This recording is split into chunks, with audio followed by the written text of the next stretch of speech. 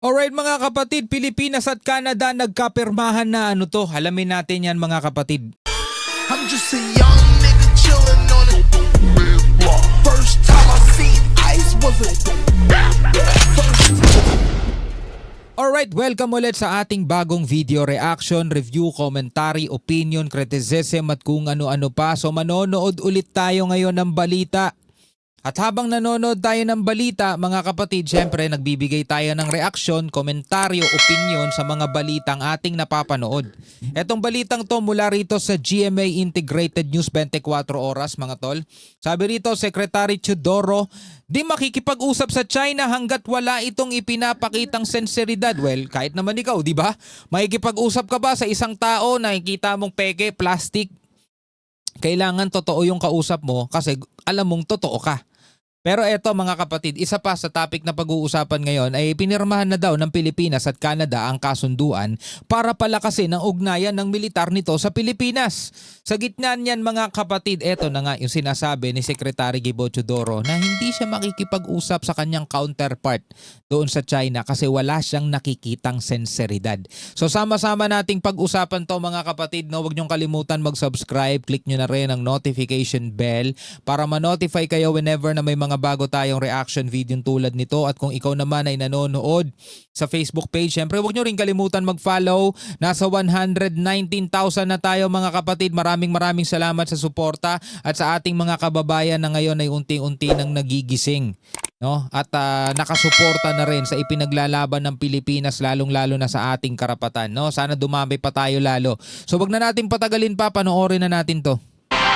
Pinirmahan ng Pilipinas at Canada ang kasunduan para palakasin ang ugnayan ng militar nito sa Pilipinas. Sa gitna niyan, nanindigan si Teodoro na hindi makikipag-usap sa China hanggang wala itong pinapakitang sinseridad. Nakatutok si Rafi Tima. Tanong, pabor kayo doon? Eto na, topic na natin to ng isang araw pero uulitin ko yung tanong. Pabor ba kayo doon mga tol sa paninindigan ni Secretary Gibo na hindi siya makikipag-usap doon sa kanyang Chinese counterpart hanggat hindi niya nakikita yung senseridad? No? Comment kayo sa ibaba mga tol, tuloy natin to. Magkasama sa ASEAN Defense Ministerial Meeting noong isang linggo, sina Defense Secretary Gilberto Teodoro at ang kanyang Chinese counterpart na si Minister Dong Jun. So magkakasama sila rito mga tol pero ayaw niyang kausapin. Pero kahit mainit ang issue ngayon sa mga galaw ng China sa West Philippine Sea, walang ligoy na sinabi ni Defense Secretary Gilberto Teodoro na hindi siya makikipag-usap sa China hanggat hindi ito nagpapakita ng sinseridad. Okay, don't get me wrong mga kapatid at wag nating maliin si Secretary Gibo. Sinabi niya mismo mga tol na importante ang pakikipag-usap. Pero anong saysay? Anong pupuntahan ng pakikipag-usap kung hindi naman daw sincere yung kanyang kakausapin? Teodoro na hindi siya makikipag-usap sa China hanggat hindi ito nagpapakita ng sinseridad. Sabi kasi ng China Ministry of Defense kaugnay ng patuloy na pagpapatrolya ng Pilipinas sa West Philippine Sea, dapat umayos ang Pilipinas dahil hindi hahayaan ng China na ma-blackmail sila ng maliliit. Beruhin mo. Tawagin tayo ng ba-blackmail mga tol no? Ayos ang Pilipinas dahil hindi hahayaan ng China na ma-blackmail sila ng maliliit. Sampal sa mukha yun. Kaya hindi ko tatanggapin. Would you offer to talk to somebody who slammed your country that way? Of course not. Hiningan namin ng reaksyon ng Embahada ng China pero wala pa silang tugon. Dapat kung makikipag-usap o makikipag-ugnayan tayo, respetuhin muna nila ang alituntunin natin at ang sovereignty natin. Ang mga pahayag ng kalihim ginawa matapos pirmahan ang Status of Visiting Forces Agreement sa Canada. Layo nitong palakasin ang ugnayan ng militar ng Pilipinas at Canada. Ulitin natin mga kapatid, ang Pilipinas ay hindi naman po nakikipag-away sa China.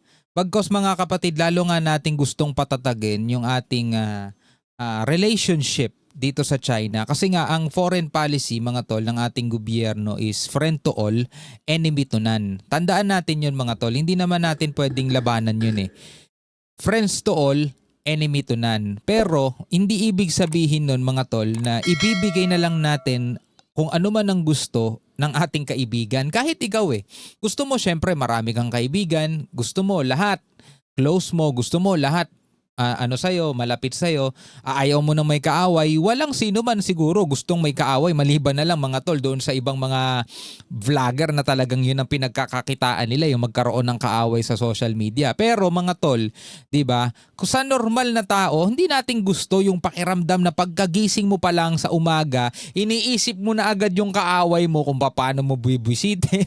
Di ba? Ang hirap nun mga tol, parang hindi ka panatag nun. Hindi po naglalakad ka sa kalye, hindi ka mapakali kasi tatakot ka baka bigla na lang may manuntok sa'yo, di ba?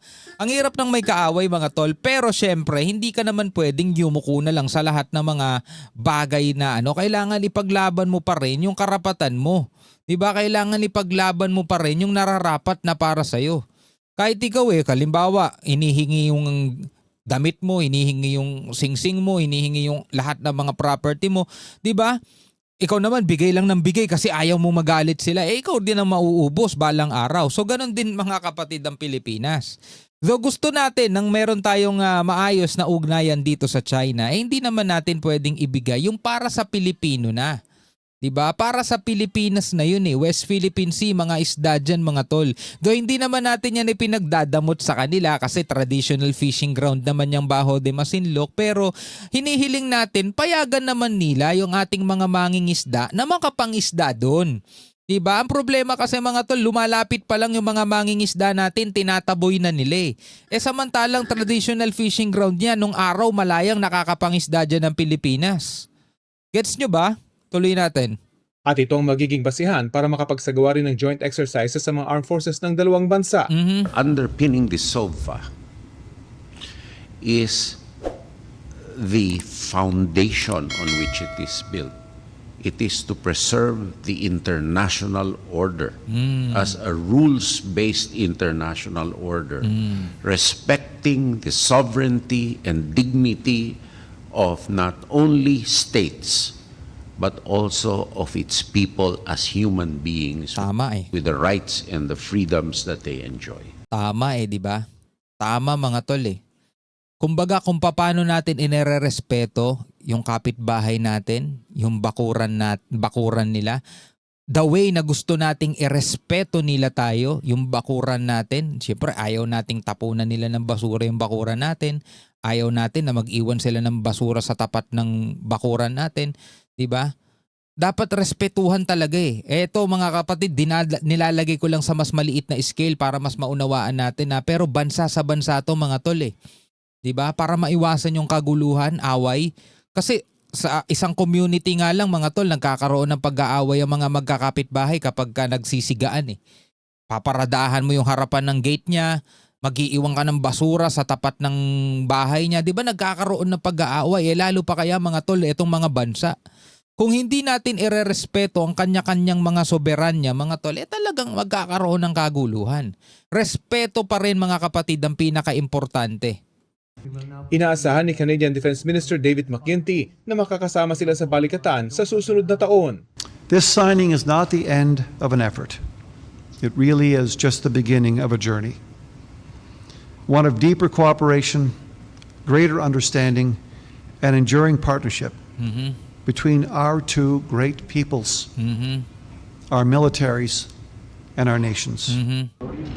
Ang Canada ang palimang bansa na may VFA ang Pilipinas, kasunod ng Australia, New Zealand, Japan at ng Amerika. Dami na Lalo pang ang pinalalakas ang kooperasyon sa pagitan ng Pilipinas at Amerika dahil bumuo ng isang joint task force para dagdagan ng kahandaan ng kanilang mga militar sa mga lugar kasama ang South China Sea. Sabi nga Task Force Philippines, binuo na yan mga tol, para ipaglaban yung ating bansa. So, ano natin yun mga tol? Interest natin yun. Inanunsyo ito pagkatapos ng pulong ni Chodoro at US Department of War Chief Pete Hegseth noong isang linggo.